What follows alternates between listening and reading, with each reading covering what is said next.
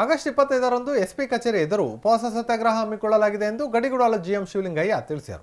ಸುದ್ದಿಗೋಷ್ಠಿಯಲ್ಲಿ ಮಾತನಾಡಿದ ಅವರು 2021ರಲ್ಲಿ ದಾವಣಗೆರೆ ನಗರದ ಆರ್ಎಂಸಿ ಪೊಲೀಸ್ ಠಾಣೆಯಲ್ಲಿ ಜಿಎಂಸಿ ಸಂಸ್ಥೆಯ ರೈತರಿಗೆ 5,75,00,000 ರೂಪಾಯಿ ವಂಚನೆ ಮಾಡಿದೆ ಎಂದು ಪ್ರಕರಣ ದಾಖಲಾಗಿತ್ತು.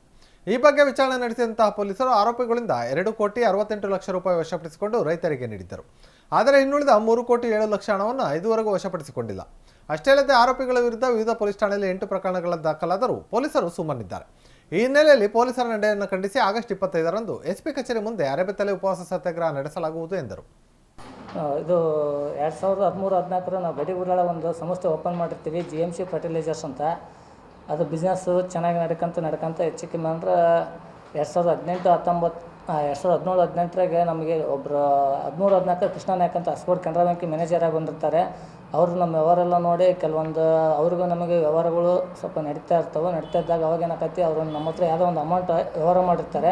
ಆ ವ್ಯವಹಾರದ ಸಲುವಾಗಿ ದಾವಣಗೆರೆ 17-18 ದಾವಣಗೆರೆ ಬಂದು ಅಮೌಂಟ್ ಕೇಳೋಕ್ಕಂತ ಬಂದಿರ್ತೀವಿ. ಆವಾಗ ಅವ್ರು ಹೇಳ್ತಾರೆ, ಇಲ್ಲ ನನ್ನ ಮಗ ನಾವು ಇಲ್ಲೇ ಪಾರ್ಟ್ನರಾಗಿ ಸೇರ್ಕೊಳ್ಳೋಣ, ದಾವಣಗೆರೆಗೆ ಅಂಗಡಿ ಮಾಡೋಣ ಅಂತ ಹೇಳಿ ದಾವಣಗೆರೆ ಅಂಗಡಿ ಓಪನಿಗೆ ಅವ್ರ ಮಗನ ನಮ್ಮ KC ಟೈಟರ್ಸ್ ಅಂತ ಪಾರ್ಟ್ನರ್ ಅಂತ ಇದು ಮಾಡ್ತಾರೆ.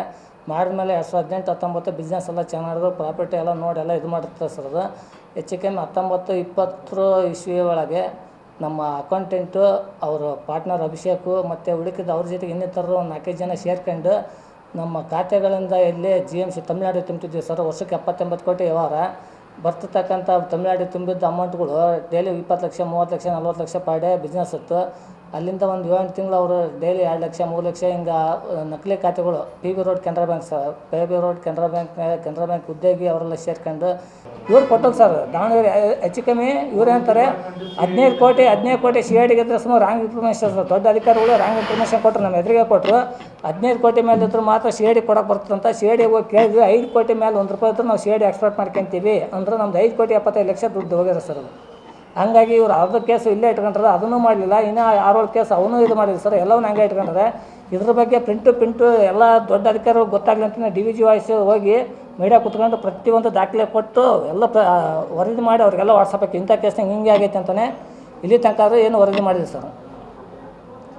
ಇದ್ರ ಸಲುವಾಗಿ ಈಗ ಅದಕ್ಕೆ ನಮಗೆ ನ್ಯಾಯ ಸಿಗ್ತಾ ಇಲ್ಲ ಸರ್. ಯಾಕಂದರೆ ಕೋರ್ಟಿಗೆ ಹೋದರೆ ಇವರು ಬೇರೆ ರಿಪೋರ್ಟ್ ಹಾಕಿ ತೋರಿಸ್ತಾರೆ.